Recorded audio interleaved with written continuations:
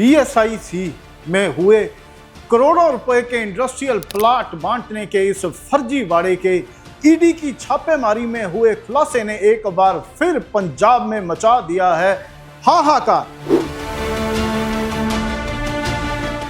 परिवर्तन निर्देशालय के Jalandhar zonal office ने Punjab small industries and export corporation PSIC में हुए करोड़ों रुपए के इंडस्ट्रियल प्लॉट बांटने के घोटाले के सिलसिले में पंजाब और चंडीगढ़ के 11 ठिकानों पर बड़ी छापेमारी की।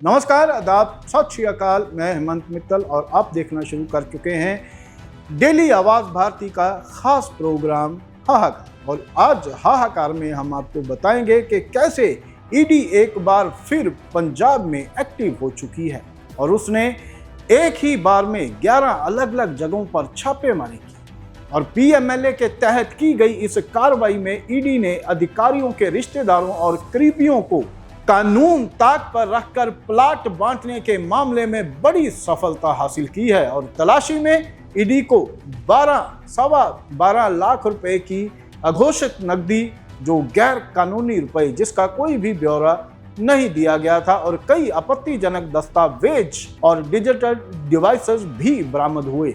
और इसके अलावा पीएसआईसी के 2 पूर्व वरिष्ठ अधिकारियों के बैंक खातों में जमा करीब 4 करोड़ रुपए की राशि को तुरंत प्रभाव से फ्रीज कर दिया गया है। और 3 दिनों तक चली इस ताबड़तोड़ छापेमारी में परिवर्तन निर्देशालय के धन शोधन निवारण अधिनियम पीएमएलए 2002 के तहत 4 अगस्त, 5 अगस्त और 6 अगस्त को लगातार 3 दिनों तक व्यापक तलाशी अभियान चलाया गया। और यह कार्रवाई चंडीगढ़, अमृतसर, गुरदासपुर, लुधियाना स्थित 11 अलग अलग परिसरों में एक साथ की गई। और इसके साथ ही ईडी की टीम ने Punjab small industries and export corporation यानी पीएसआईसी के मुख्य कार्यालय में पहुंचकर एक सर्वे भी पूरा किया। आरोप है कि पीएसआईसी के तत्कालीन अधिकारियों ने सरकारी नियमों और प्रक्रियाओं को ताक पर रखकर अपने रिश्तेदारों, दोस्तों और व्यवसायिक सहयोगियों के नाम पर कीमती औद्योगिक प्लाट बांटे गए। और इस फर्जीवाड़े के जरिए बड़े पैमाने पर मनी लॉन्ड्रिंग यानी काले धन को सफेद भी किया गया। और इसकी बड़े तौर पर आशंका जताई जा रही है कि काले धन को कैसे इन्होंने सफेद किया, और वो भी बहुत बड़ी गिनती में।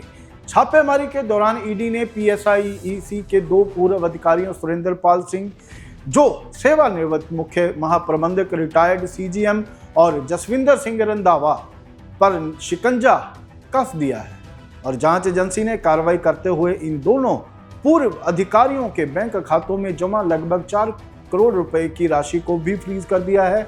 और इसके अलावा विभिन्न ठिकानों पर की गई तलाशी के दौरान 12.25 लाख रुपए की घोषित नकदी भी जब्त की गई।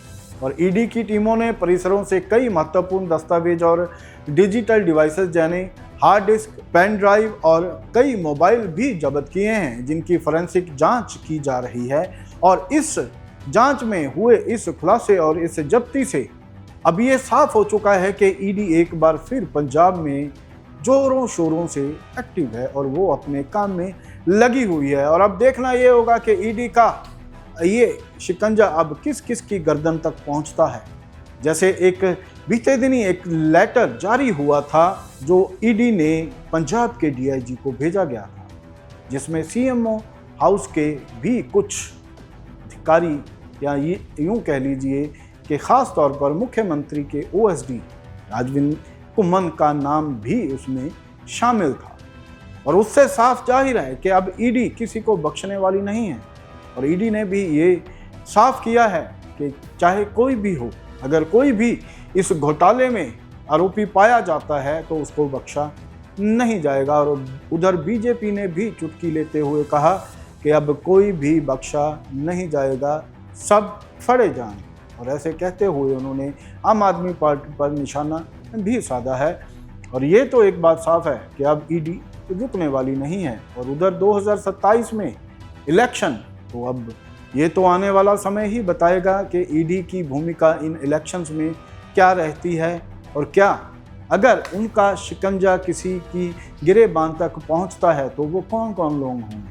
अब पहले ही आम आदमी के बड़े नेता ईडी के रडार पर हैं और उनमें से एक जो संजीव अरोड़ा हैं वो तो पहले ही सलाखों के पीछे हैं। और ईडी की इस कार्रवाई पे आपकी क्या राय है, हमें एक बार कमेंट में अपनी राय जरूर दीजिएगा, क्योंकि आपकी राय हमारे लिए बहुत मायने रखती है।